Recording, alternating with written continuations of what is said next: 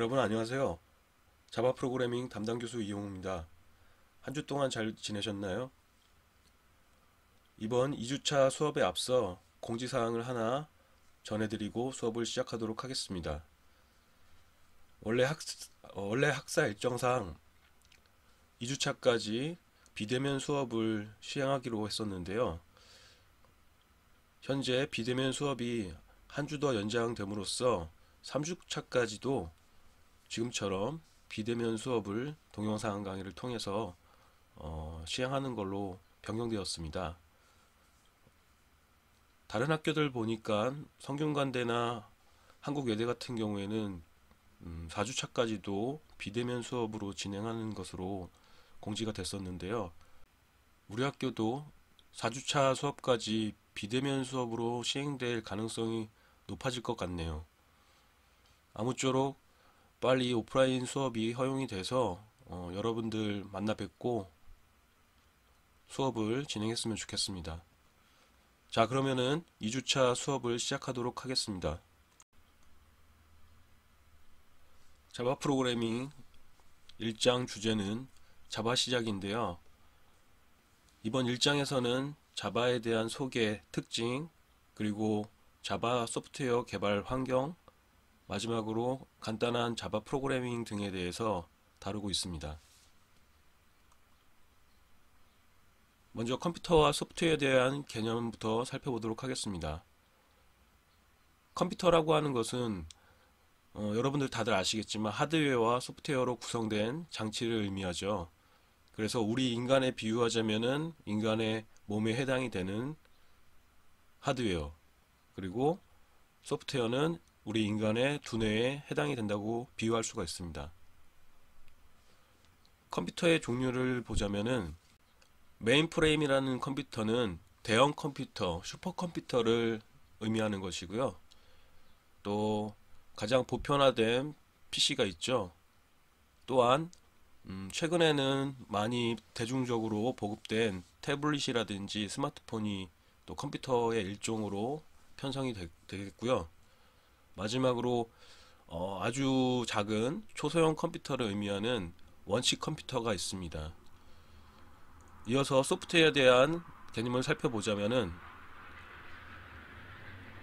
네, 이렇게 제가 동영상 강의 녹화가 어려운 점이 갑자기 발생하는 이제 주변 소음이라든지 돌발적으로 주변 사람들이 이제 찾아온다든지 하는 문제 때문에 동영상 강의 콘텐츠 제작에 많은 고충을 겪고 있습니다. 이 점 좀 여러분들도 공감해 주시고 이해해 주셨으면 좋겠습니다. 이어서 소프트웨어라는 것은 컴퓨터 하드웨어를 가동시키는 프로그램을 의미해요. 엄격히 구분하자면은 소프트웨어가 프로그램보다는 더 큰 개념이에요. 왜냐면은 프로그램뿐만 아니라 이와 관련된 문서들까지도 포함하는 개념이 소프트웨어거든요. 소프트웨어를 크게 두 가지 유형으로 분류하자면은 운영체제 등과 같은 시스템 소프트웨어가 있고요. 그리고 가장 많이 사용되는 응용 소프트웨어가 있습니다. 프로그래밍 언어라는 것은 프로그램을 작성하는 데 사용되는 일정한 형식을 갖춘 언어라고 정의할 수가 있습니다. 여기서 기계어와 어셈블리어를 이제 묶어서 로우 레벨 랭귀지, 즉 저급 언어라고 하고요. 저급 언어라는 개념은 기계 친화적인, 즉 컴퓨터 친화적인 언어라고 할 수가 있습니다. 따라서 우리 인간이 이해하고 활용하기에는 어려운 언어가 바로 저급 언어입니다. 반면에 고급 언어라는 것은 우리 인간이 사용하는 자연어로 표현된 언어로서 그만큼 인간 친화적인 언어라고 할 수가 있습니다. 고급 언어의 대표적인 예가 여러분들도 익히 알고 있는 C 언어나 또는 C++ 언어, 그리고 우리가 우리 수업 시간에 다루는 자바, 그리고 요즘 많이 각광을 받고 있는 파이썬 등이 있습니다. 음, 혹시 여러분들 중에서 인공지능이나 파이썬에 관심이 있는 학생들은 사실 제가 관심 있는 연구 분야가 AI거든요. 그래서 여러분들 중에서 인공지능이나 파이썬에 대해서 좀 기본 개념을 알고 있는 학생들하고 스터디 그룹을 만들어서 세미나도 하고 그렇게 해서 연구 활동을 같이 했으면 좋겠어요. 다음 내용은 소스 파일과 컴파일이라고 하는 과정에 대해서 살펴보도록 하겠습니다. 소스 파일이라고 하는 것은 앞서 소개했던 프로그래밍 언어로 작성된 텍스트 파일을 의미합니다. 또한 컴파일이라고 하는 요 용어는 소스 파일을 컴퓨터가 이해할 수 있는 기계어로 만드는 과정 또는 그 작업을 의미합니다. 왜냐하면 소스 파일 자체가 우리 인간이 사용하는 자연어 체계로 되어 있잖아요. 따라서 컴퓨터가 이해할 수 있는 언어인 기계어, 즉 이진 코드로 변환해주는 그런 작업이 필요합니다. 이 작업을 수행하는 프로그램이 바로 컴파일러라고 하는 게 있어요. 컴파일을 달리 비유하자면은 여러분들이 해외여행을 갔다고 가정을 했을 때 해당 국가의 원어민과 소통을 하려면은 해당 국가의 언어를 알아야 되잖아요. 그런데 중간에 통역사나 번역사가 있으면은 굳이 여러분들이 해당 국가의 네이티브 랭귀지를 모르시더라도 우리말로 하더라도 이 통역사를 통해 가지고 해당 원어민과 원활하게 소통을 할 수가 있겠죠. 이런 개념이 바로 컴파일의 개념이라고 볼 수가 있습니다. 프로그램의 플랫폼 종속성이라고 하는 요 타이틀이 있는데요. 오늘 유독 비행기가 많이 뜨네요.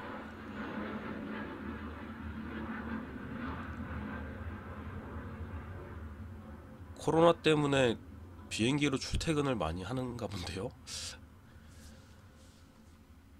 자, 다시 이어서 이 플랫폼 종속성이라는 요 타이틀이 조금 난해할 수도 있는데요. 일단은 플랫폼이 뭔지 살펴보도록 할게요.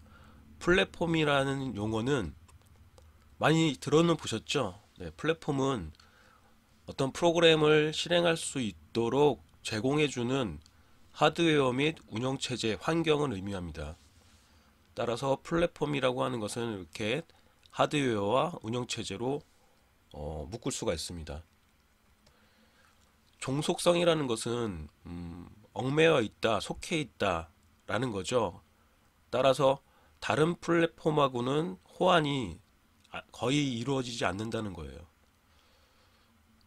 일단은 C나 C++ 프로그램 같은 경우에는 처음 개발자가 인텔 CPU를 가진 리눅스라고 하는 OS 환경에서 개발했다고 가정을 했을 때 이게 플랫폼이죠.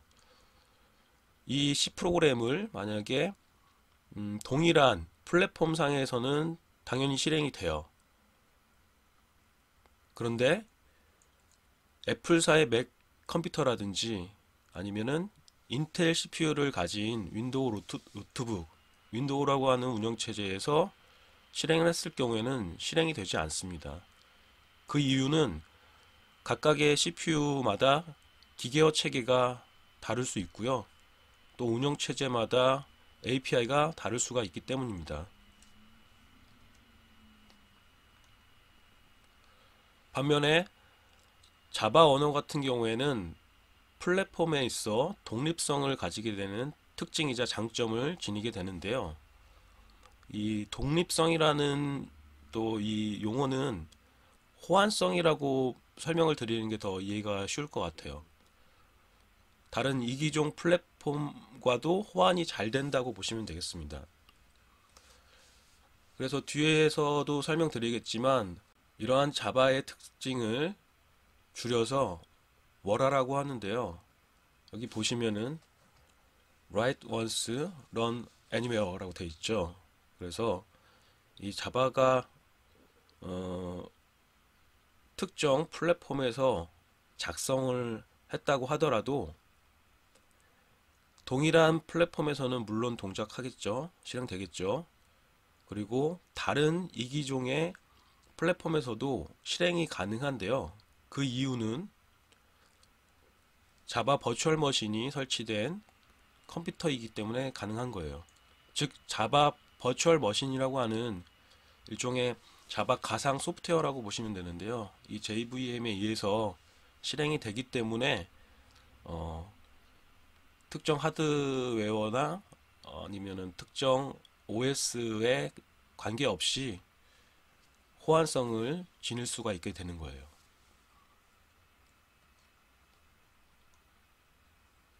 자, 앞서 말씀드렸던 월화라고 하는 특징을 살펴보면은 한번 작성된 코드는 모든 플랫폼에서 바로 실행되는 자바만의 특징이자 장점입니다.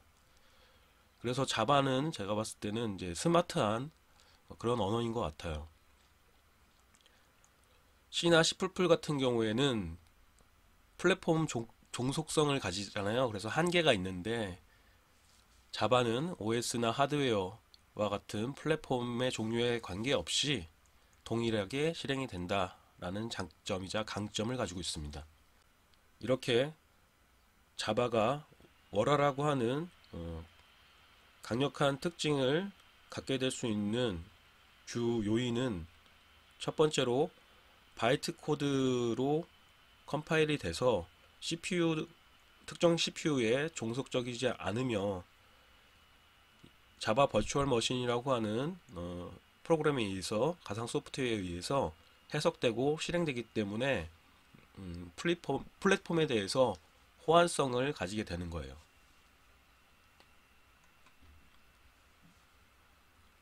자, 앞서서도 이제 설명드렸던 내용이라서 간단하게 바이트 코드와 자바 가상 머신을 살펴보면은 바이트 코드 같은 경우에는 JVM에서 실행 가능한 바이너리 코드예요. 이 바이너리라고 하는 것은 이진이라는 뜻이에요. 이진수 할 때 이진. 그래서 이진 코드예요.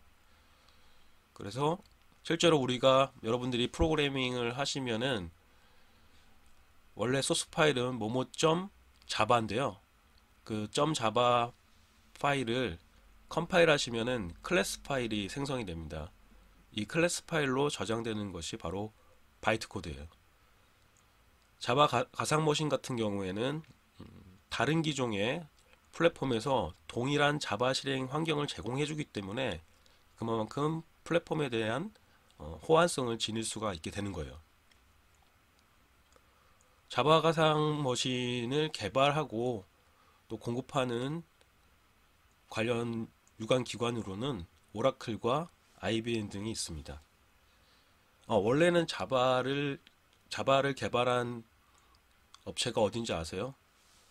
원래는 썬 마이크로 시스템즈라는 그 회사에서 개발을 했는데 오라클이 대기업이잖아요. 오라클이 인수를 해서 현재는 오라클에서 자바 관련 자바 관련 소프트웨어라든지 개발 환경을 공급해주고 있습니다. 네, 이 부분도 앞서서 다 다뤘던 내용이라서 그림 쭉 한번 스캔하고 넘어가겠습니다.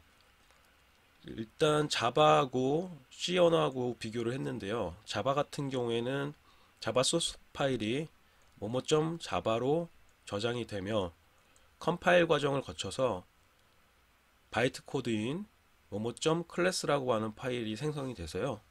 이 클래스 파일을 JVM이라고 하는 자바 가상 머신에서 실행하기 때문에 특정 플랫폼에 관계없이 호환성을 지니게 됩니다. 반면에 C 언어나 C++ 같은 경우에는 소스 파일 확장자가 뭐뭐.c 또는 뭐뭐.cpp예요. 이 cpp는 C++의 확장자입니다.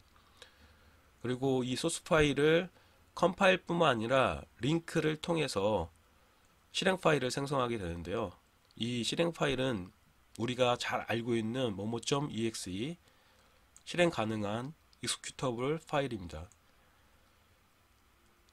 이 실행 파일 같은 경우에는 해당 플랫폼, 즉 여러분들이 C 프로그램을 작성한 운영체제나 하드웨어에서만 실행되는 그런 플랫폼 종속성, 국한되는 제한성을 가지고 있습니다. 자바 프로그램 개발 환경 및 실행 환경을 살펴보자면은, 자바 프로그램을 개발할 때에는 여러 소스 파일을 나누어서 개발을 하게 됩니다. 그리고 바이트 코드를 하나의 실행 파일로 만드는 링크 과정이 없어요. C 언어나 C++ 언어 같은 경우에는 컴파일 과정 외에도 별도의 링크 과정이 필요한데요. 자바 같은 경우에는 링크 과정 없이 컴파일만 합니다. 자바 프로그램을 실행할 때에는 메인이라고 하는 이름의 메서드를 포함하는 클래스에서부터 실행을 시작하게 됩니다. C 언어에서도 메인 함수 부분부터 실행이 되잖아요. 네, 그와 유사하게 자바에서도 메인 메서드가 있는 클래스에서 실행됩니다. 그래서 아래 그림을 보시면은 자바 프로그래밍을 통해서 생성된 소스 코드, 즉 소스 파일을 컴파일러에 의해서 컴파일을 하게 되면은 모모.클래스라고 하는 바이트 코드가 생성이 됩니다. 이 바이트 코드는 자바 가상 머신에 의해서 실행되기 때문에 이렇게 여러 가지 또 다른 관련 API와 또 연동이 돼서 실행이 됩니다. 앞서 살펴봤었던 자바 프로그램 개발 및 실행 환경을 실제로 가능케 하는 JDK와 JRE에 대해서 살펴보도록 하겠습니다. 먼저 JDK라는 것은 장동건의 약자가 아니고요. 자바 디벨롭먼트 킷의 약자예요. 우리말로 하면은 자바 소프트웨어 개발 환경이라고 할 수가 있겠죠. 이 JDK는 자바 프로그램 개발에 필요한 도구 및 각종 파일을 제공해주고 있습니다. 또 JRE라고 하는 것은 자바 런타임 인바이러먼트의 약자예요. 그래서 자바 실행 환경이라고 할 수가 있겠죠. JRE에는 JVM 및 각종 모듈을 제공해주고 있습니다. 여기서 모듈이라고 하는 것은 특정 기능을 수행하는 작은 프로그램이라고 보시면 되겠습니다. 이 JDK와 JRE를 개발 및 배포하는 곳은 오라클에서 무료로 배포해주고 있습니다. 자, 그러면은 실제로 JDK를 다운로드 받아서 설치해 보도록 하겠습니다.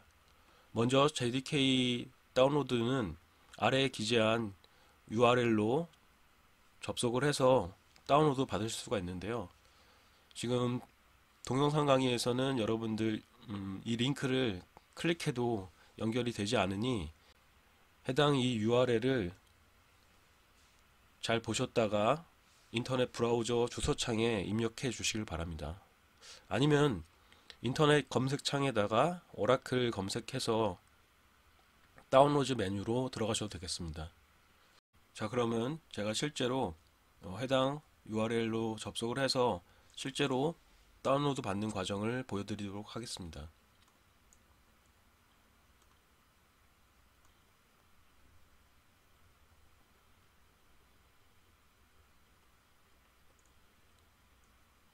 자, 이 웹페이지에서 스크롤바를 쭉 내리다 보면은 자바라고 하는 카테고리에서 두 번째 항목인 자바 JDK for Developers라고 되어 있는 이 항목을 클릭합니다.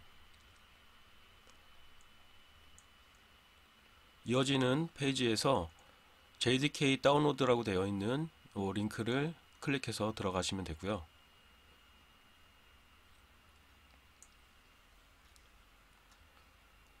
스크롤바를 하단으로 내리다 보면은 여러 플랫폼에서 사용할 수 있는 인스톨러들이 있는데요.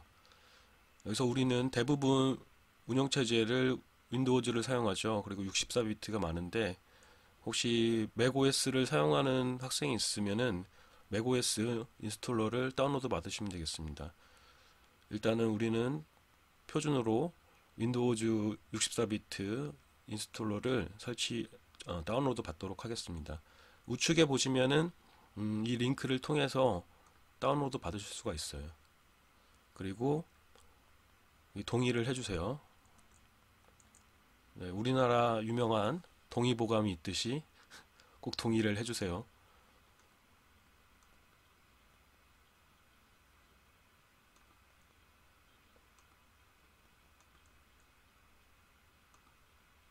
동의를 하겠다는데 동의가 잘 안 되네요. 오케이.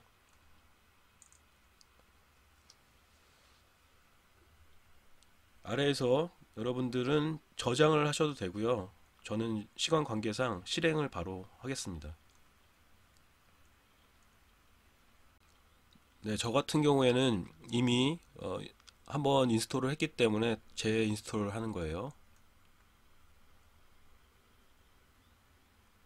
일단은 이제 기존에 있던 걸 프로그램을 제거하고 다시 설치될 거예요.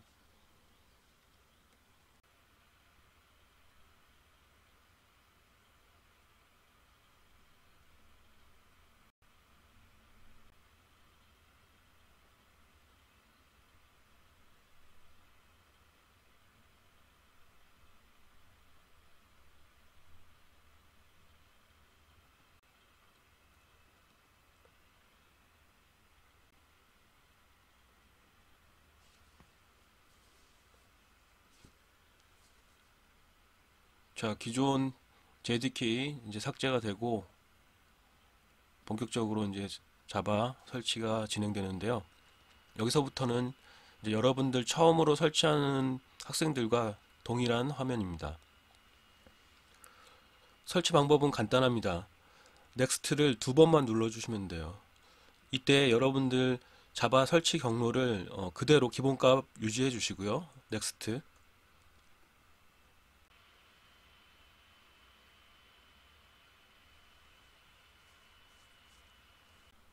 오랜 시간 동안 제가 강의 준비하느라 제 노트북을 혹사시켰더니 지금 발열량이 장난이 아닙니다.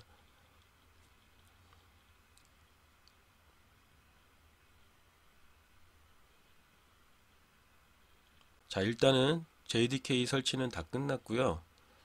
마지막에 있는 넥스트 스텝 이 버튼은 이거 옵션이에요. 여기 버튼을 눌러서 들어가시면은 JDK와 관련된 각종 가이드와 관련 자료를 제공해주는 웹페이지로 이동하는 그런 버튼이에요.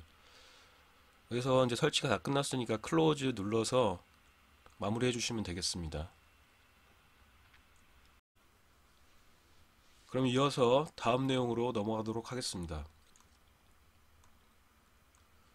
네, 이번 내용도 앞서 제가 직접 보여드렸었던 JDK 다운로드 받는 일련의 과정들인데요. 이미 제가 시연을 해서 보여드렸기 때문에 간단하게 살펴보고 넘어가겠습니다. 다운로드 받으실 때는 두 번째 항목에 있는 JDK for Developers라고 되어 있는 이 항목을 클릭하는 거고요. 그리고 다음 웹페이지에서는 다운로드 클릭한 다음에 여러분들이 사용하는 OS 환경에 맞게 인스톨러를 다운로드 받으시면 되겠습니다. 그리고 JDK 설치하는 과정에서는 아주 간단하죠. 넥스트 버튼 두 번만 클릭해도 원클릭으로 투클릭이군요. 투클릭으로 진행이 됩니다. 마지막 단계는 옵션 사항으로서 여러분들 중에서 혹시 자바에 관심이 있고 관련 가이드라든지 다큐멘트를 다운로드 받고 싶은 학생들은 이 넥스트 스텝 버튼 눌러서 들어가시면 되고요. 아니면은 클로즈 버튼 눌러서 설치를 마무리해 주시면 되겠습니다. 자, 설치하고 난 뒤에는 환경별 수를 설정을 해서 JDK가 설치된 경로를 시스템 환경 변수에 심어줘야 합니다. 그 이유는 우리가 자바 프로그램을 완성해 놓고 컴파일을 하거나 실행을 할 때 관련된 프로그램들이 이 자바 JDK가 설치된 경로 안에 있기 때문에 해당 경로까지 이동을 해야 되는 번거로움이 있기 때문에 이 패스를 환경 변수에 설정해 두면은 어느 경로에서나 JDK 관련된 프로그램을 실행할 수가 있습니다. 따라서 여러분들은 지금 기본으로 설치된 이 경로 보이시죠? C 드라이브로 시작하는, 그리고 마지막에는 빈, 이게 비어있다고 해서 빈이 아니고요, 바이너리의 약자예요. 이 바이너리 폴더까지 해서 경로를 복사해서 이따가 나중에 붙여넣기 하실 건데요. 일단은 이 경로를 여러분들이 탐색하는 방법을 제가 잠깐 보여드리도록 하겠습니다. 우선 여러분들 내 PC나 내 컴퓨터가 있죠. JDK가 설치된 폴더는 C 드라이브에서 프로그램 파일즈라고 하는 폴더, 그리고 자바,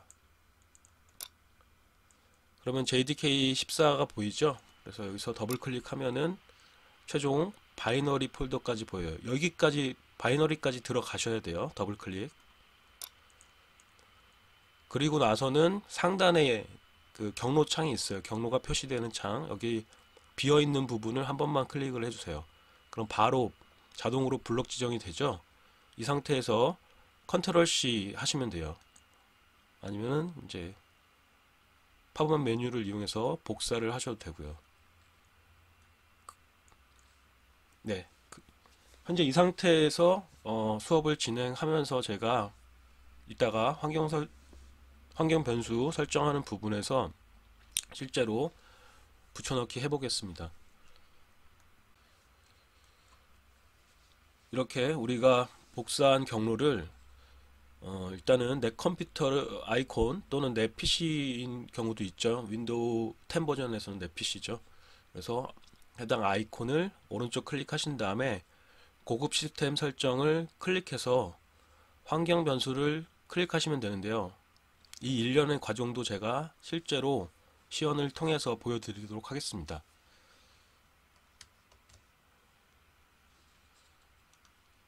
속성에서 속성 들어가시면은, 참고로 여기서 본인의 운영체제가 윈도우즈가 몇 비트인지 잘 모르겠다 싶은 학생들도 있을 수 있죠. 이때는 이 속성에서 몇 비트의 운영체제가 설치가 되어 있는지 정보가 나오니까 이거는 참고로 알아두시면 좋을 것 같고요. 좌측에 보시면은 맨 밑에 고급 시스템 설정이라고 있습니다. 클릭해 주시고요. 이어서 아래에 보시면은 환경 변수라고 하는 버튼이 있습니다. 한번 원클릭해서 들어가시면은 두 가지 종류의 변수가 있는데, 아래에 있는 시스템 변수에서 변수명이 패스라고 되어 있는 변수가 있어요. 스크롤바를 좀 내려서 보시면은 여기 보이시죠? 패스라고 되어 있는 변수를 더블 클릭하시면 되겠습니다. 그리고 나서 아까 복사했었던 해당 경로를 변수값 맨 앞에, 뒤에다 물론 넣으셔도 되는데 맨 앞에다가 한 번만 클릭해서 커서의 위치를 맨 앞쪽에 두시고요. 여기서 붙여넣기 하시면 됩니다. 컨트롤 V. 자, 그리고 나서 꼭 여러분들께 유의해야 될 사항을 말씀드리자면은, 이 상태에서 반드시 끝에 세미콜론을 하나 붙여주셔야 합니다. 왜냐하면 기존에 저장되어 있었던 변수값, 그 경로값 있죠? 경로값하고 새로 추가한 경로값하고 구분을 해주기 위해서 구분해주는 구분자 역할을 하는 게 바로 세미콜론이기 때문에 그렇습니다. 다 완료하셨으면은 또 확인 눌러서 마무리 해주시면 되겠습니다. 자, 이렇게 해서 환경 변수 설정이 다 마무리되었고요. 여기 있는 내용도 앞서서 제가 직접 보여드렸었던 환경 변수 설정하는 방법에 대해서 나와 있으니까 여러분들 다시 한번 확인해 보시길 바랍니다.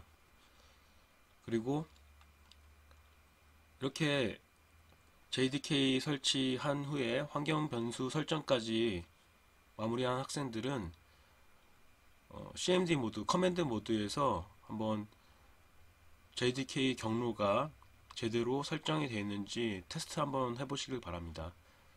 테스트 하실 때에는 자바라고 JAVA라고 입력을 해서 요 이미지와 같이 자바와 관련된 매뉴얼들이 나오면은 정상적으로 패스 설정이 된 거예요.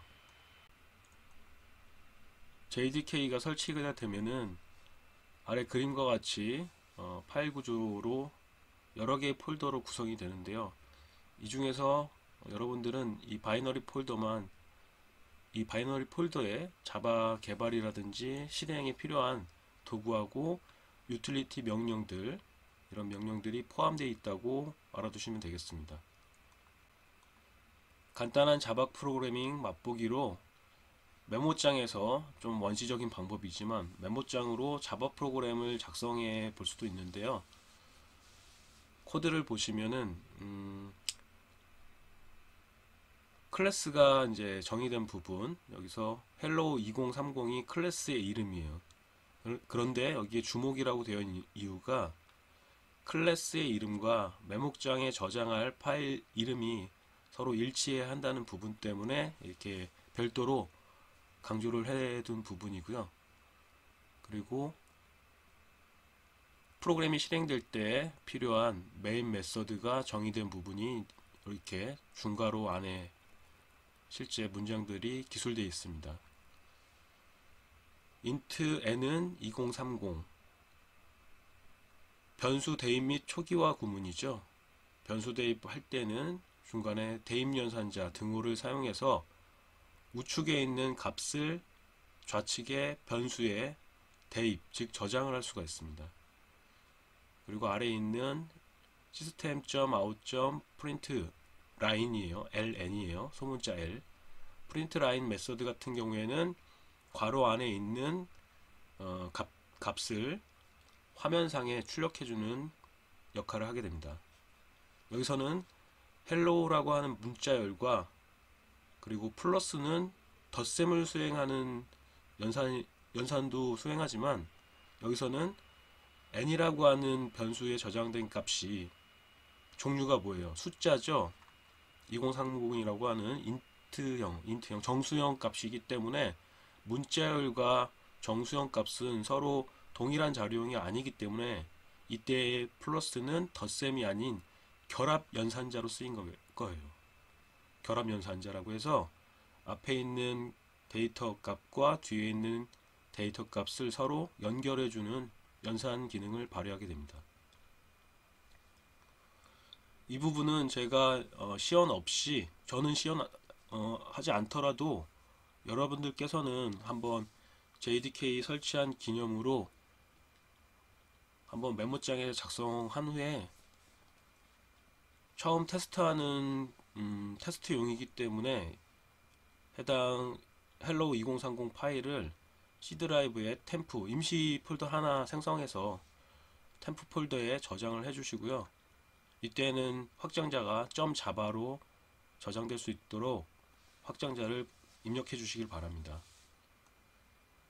그리고 나서 커맨드 모드에 들어가서 명령 프롬프트 모드라고 하는 옛날 도스 창에서처럼 일반 텍스트 명령어를 이용해서 명령을 수행할 수 있는 그런 모드예요. 여기서 방금 전에 템프라고 하는 폴더 생성했잖아요. 그래서 템프 폴더로 이동하기 위해서 체인지 디렉토리 해주시고요. 그리고 나서 자바 컴파일 할 때 사용하는 명령어는 자바 C예요. 여기서 C는 컴파일의 앞글자 C, 그리고 해당 파일명이 hello2030.java였죠. 그래서 컴파일할 파일 이름을 기술해 주시면 되겠습니다. 그리고 나서 컴파일 과정을 마무리하면 뭐가 생성돼요? 클래스 파일이 생성된다고 말씀드렸었죠. 그래서 이와 같이 hello2030.class 파일이 생성이 됩니다. 클래스 파일이 생성되면 이제 본격적으로 프로그램을 실행할 수가 있는데요. 이때에는 또 다른 명령어로서 자바라고 하는 명령어를 사용합니다.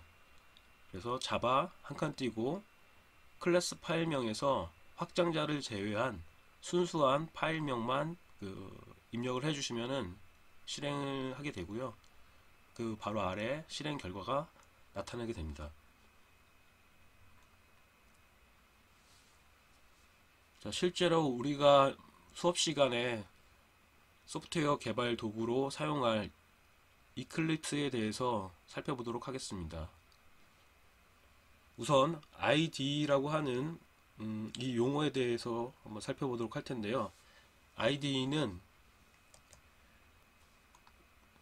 Integrated Development Environment의 약자예요. 그래서 우리말로 이제 직역을 하면은 통합 개발 환경이에요. 어떤 것을 통합했느냐? 편집, 소스코드 작업이죠. 코딩하는 작업을 이제 편집할 수 있는 작업, 그리고 컴파일 작업, 디버깅 작업. 이거는 오류를 수정하는 작업이죠. 그래서 편집, 컴파일, 디버깅 이러한 일련의 작업들을 한 번에 할 수 있는 통합 개발 환경을 의미합니다. 이어서 이클립스라고 하는 이 개발 환경은 자바 응용 프로그램 개발을 위한 통합 개발 환경을 제공해주고 있습니다. 이클립스 다운로드는 이클립스 공식 홈페이지에서 무료로 배포하고 있으니 일단은 이클립스 홈페이지에 접속을 해야 되겠죠.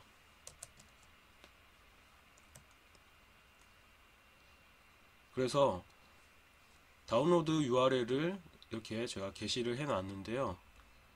해당 링크를 통해서 이번에도 제가 직접 설치하는 과정을 보여드리도록 하겠습니다.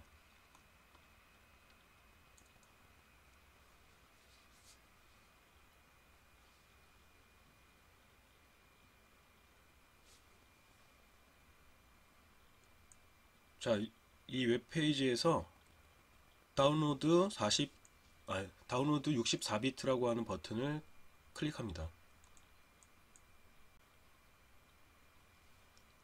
이어지는 페이지에서 또 다시 한번 다운로드 버튼을 클릭합니다. 그러면 곧바로 다운로드 받을 수가 있는데요. 여기서 저장을 하셔도 되고, 역시 저는 시간 관계상 실행을 하겠습니다.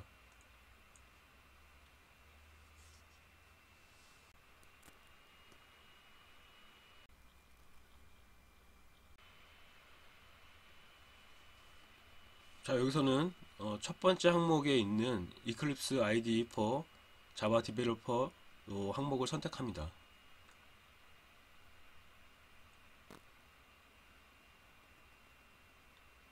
그리고 나서는 하단에 있는 인스톨 버튼을 클릭하겠습니다.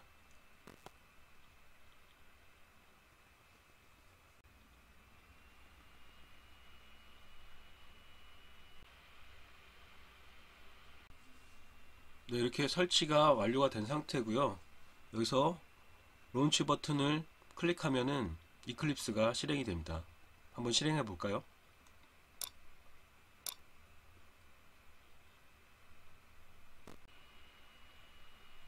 네, 실행이 되면은 처음에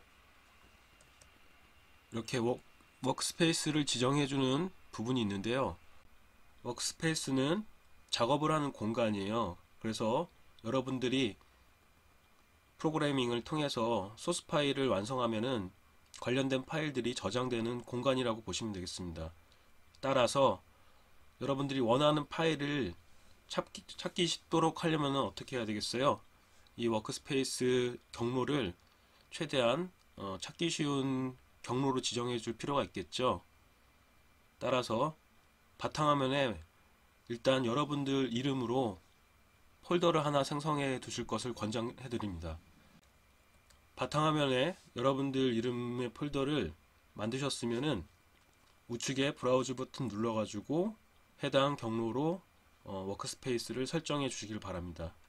또한 매번 이클립스가 실행될 때마다 이러한 설정 창이 뜨는 게 보기 싫으시면은 하단에 있는 옵션을 체크해서 다시 묻지 않도록 옵션을 체크해 두시면 되겠습니다.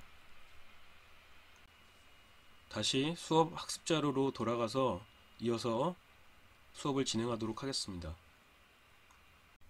자, 이후 내용도 이클립스 설치에 대한 내용들이 쭉 제가 정리를 해서 소개를 하고 있으니까 간단하게 살펴보고 넘어가겠습니다.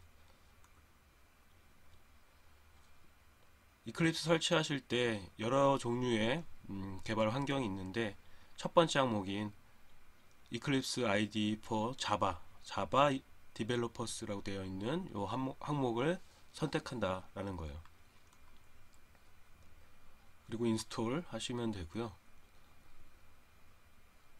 인스톨 하고 나서 이제 최초로 이클립스를 실행하게 되시면은 워크스페이스 폴더를 지정하게 되어 있는데요. 앞서서도 제가 당부를 드렸지만 바탕화면에다가 반드시 여러분들 본인 이름의 폴더를 만들어서 해당 폴더를 워크스페이스로 지정해 주시길 바랍니다. 그리고 아래에 있는 옵션은 추가 선택사항인데요. 이 창에 대해서 다시 이제 뜨지 않도록 하기 위해서는 체크하시면 되고요.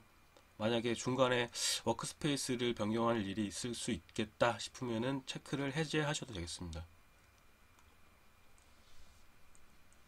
그럼 이제 이클립스도 설치가 되었으니 한번 간단하게 프로그래밍을 하는 시간을 갖도록 해보겠습니다. 우선 이클립스를 활용한 프로그래밍 과정이 있는데요. 이 과정을 단계별로 먼저 설명을 드리도록 하겠습니다. 첫 단계로 프로젝트를 생성을 해 주셔야 되는데요. 프로젝트라는 것은 프로그램을 실행하는데 연관된 파일들의 모임이라고 보시면 되겠습니다. 어떤 소프트웨어 같은 경우에는 하나의 소스 파일이 아닌 여러 개의 소스 파일이 연관된 소스 파일들이 유기적으로 연동이 돼서 실행이 되는 그런 소프트웨어들이 있어요. 그래서 이때는 서로 연관되어 있는 소스 파일들을 묶어서 프로젝트 단위로 해서 저장하게 됩니다. 그래서 프로젝트에 대한 개념을 설명드렸고요. 이클립스 상에서는 파일 메뉴에서 프로젝트를 생성할 수도 있습니다. 프로젝트 생성하실 때는 파일 메뉴에 새로 만들 거잖아요. 그래서 new, 뭐를 만들 거예요? 프로젝트를 만들 거라서 프로젝트를 선택하시면 되겠습니다. 자바 프로젝트라는 항목도 있는데 아래에 있는 프로젝트를 선택해 주시길 바랍니다. 프로젝트를 생성하실 때에는 프로젝트 이름을 지정해 주셔야 되는데요. 프로젝트 이름은 첫 번째 실습이니까 교재에 제시한 것처럼 샘플 프로젝트라는 이름으로 이름을 지정하겠습니다. 잠깐 이 부분에서 여러분들도 동영상 강의 시청을 잠깐 포즈해 두셨다가 이클립스를 실행해서 현재 단계까지 수행해 주시길 바랍니다. 그리고 나서 프로젝트 이름을 지정한 후에는 아래에 있는 피니시 버튼을 눌러서 종료해 주시면 되겠습니다. 프로젝트 생성 단계 이후에, 즉 두 번째 단계는요, 클래스를 생성해 주셔야 되는데요. 클래스라고 하는 개념은 하나의 소스 파일을 구성하는 요소라고 보시면 돼요. 달리 말해서는 여러 개, 하나 이상의 클래스들이 모여서 하나의 소스 파일을 구성하게 되는 거예요. 그리고 그 소스 파일들이 또 여러 개 모여서 하나의 프로젝트가 완성이 되는 거고요. 클래스 생성하는 방법은 역시 파일 메뉴에 있고요. 또 새롭게 만드는 거니까 New에 클래스 항목을 선택하시면 되겠습니다. 클래스 생성 시에도 역시 이름을 입력해 주셔야 되는데요. 교재에 제시된 바와 같이 hello 2030이라고 하는 이름으로 지정하도록 하겠습니다. 또한 이거는 한 가지 팁인데요. 클래스를 생성하면은 이제 에디터가 열리면서 여러분들 실제로 프로그래밍 할 수 있는 환경이 조성이 되는데, 이때 메인 메서드 기술하는 부분이 솔직히 좀 장황하죠. 그래서 번거롭기도 하고 작성하는데, 따라서 첫 번째 옵션을 체크하시면은 여러분들이 일일이 수동으로 타이핑하지 않으셔더라도 클래스가 생성되면은 자동으로 메인 메서드가 생성이 되도록 할 수 있는 옵션을 지원해주고 있습니다. 따라서 이 옵션은 꼭 체크해 주시고, 그리고 나서 피니시 버튼을 눌러 주시기 바랍니다. 세 번째 단계는 소스 코드를 작성하는, 즉 코딩하는 단계입니다. 아래에 있는 그림처럼 에디터 창에서 여러분들은 이제 메인 메서드 이후 부분, 중괄호로 묶여 있는 부분 있죠? 이 해당 부분을 지금부터 작성해 주시길 바랍니다. 해당 코드, 해당 구문에 대한 설명은 아까 말씀드렸었죠.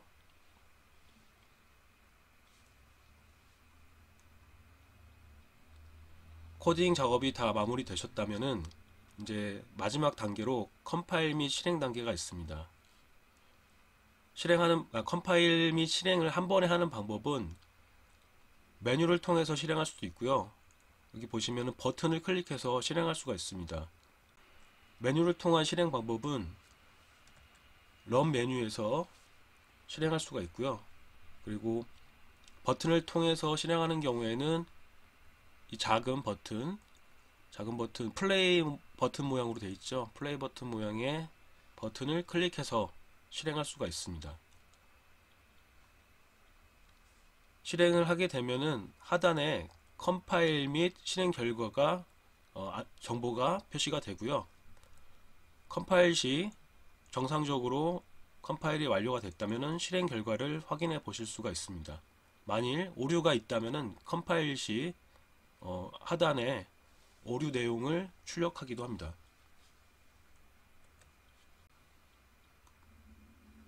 자, 여러분들 어떻게 첫 번째 프로그래밍 결과물 다 확인해 보셨나요? 그렇게 많이 어렵진 않죠. 앞으로 차차 여러분들 자주 연습을 통해서 트레이닝을 통해서 숙달이 되면은 프로그래밍이 그렇게 어려운 작업이 아니라는 것을 깨닫게 되실 거예요. 앞서 프로그래밍을 통해서 여러분들 소스 파일도 생성하고 클래스도 생성해 왔죠. 그래서 이런 요소들의 상관관계를 살펴보도록 하겠습니다. 하나의 소스 파일 안에는 여러 개의 클래스를 작성할 수 있습니다. 이 클래스가 여러 개 모여서 하나의 소스 파일을 구성한다고 했었죠. 따라서 아래에 보시는 그림처럼 a.java라고 하는 소스 파일이 있다고 했을 때 해당 파일을 구성하는 클래스가 보시는 바와 같이 A, B, C, D 4개의 클래스로 구성되어 있는 것을 확인할 수가 있습니다. 자, 그 다음에 소스 파일을 컴파일하게 되면은 이 소스 파일이 통째로 컴파일 되는 게 아니고 각각의 클래스 단위로 해서 컴파일이 돼서 각각의 클래스의 개수만큼의 바이트 코드가 생성이 됩니다. 이렇게 여러분들 소스 파일과 클래스 그리고 컴파일 시 바이트 코드가 어떻게 생성되는지 원리를 확인하셨죠? 자, 이제 수업 후반부 거의 마지막 부분인데요. 자바 응용 프로그램들의 종류에 대해서 간단히 살펴보고 마무리하도록 하겠습니다. 먼저 가장 보편적인 데스크탑 응용 프로그램이 있는데요. 데스크탑이라든지 노트북 등에 설치되어 실행되는 응용 프로그램으로서 앞서 소개해드렸었던 자바 실행 환경, 즉 JRE가 설치된 어떤 플랫폼에서도 실행이 가능합니다.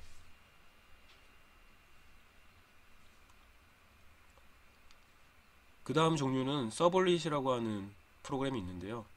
이 서블릿은 웹서버에서 실행되는 자바 프로그램으로서 자바스크립트와 연동돼서 실행되는 구조로 되어 있습니다. 그렇기 때문에 웹브라우저에서 실행된다는 특징을 가지고 있습니다. 또한 데이터베이스 서버 그리고 그 밖에 다른 서버와 연동하는 복잡한 기능을 구현할 때 서블릿으로 구현하고 있습니다. 그렇기 때문에 서버에 의해서, 웹 서버에 의해서 실행 통제를 받게 되겠죠. 마지막으로 여러분들이 잘 알고 있고 우리에게 친숙한 앱인 안드로이드 앱이 있죠. 그래서 안드로이드 프로그래밍 아시죠? 그 안드로이드 프로그램이 바로 자바를 기반한 프로그래밍이에요. 따라서 여러분들이 자바 프로그래밍에 대해서 어느 정도 익숙해지시면은 안드로이드용 앱도 개발하실 수 있다라는 점 참고해 주시길 바랍니다. 그럼 수업을 마치기에 앞서 2주차 수업의 연장선으로 여러분들께 간이 과제를 하나 부여해 드리도록 하겠습니다. 앞서서 이클립스를 이용한 프로그래밍 학습 내용이 있었는데요. 간이 과제 내용은 여러분들 각자 전공명 그리고 학번, 이름을 출력하는 자바 프로그램을 완성을 해서 자바 소스 파일 또는 클래스 파일 또는 캡처 이미지 파일을 이메일로 첨부해서 제출해 주시길 바랍니다. 자, 이상으로 2주차 수업 1장 강의를 마치도록 하겠습니다. 학습 도중에 발생하는 궁금한 사항이나 앞으로 수업 관련한 문의는 하단에 기재한 제 이메일 주소로 문의사항을 남겨주시면 제가 확인한 후에 답변 드리도록 하겠습니다. 그런데 요즘 최근 업무량과 메일량이 폭주함에 따라서 순차적으로 개별 학생분들께 답변을 드리고 있으니까 답변이 다소 지연될 수 있다는 점 양해해 주시길 바랍니다. 자, 그러면 건강관리 잘 하시고요. 다음 주에 뵙도록 하겠습니다. 감사합니다.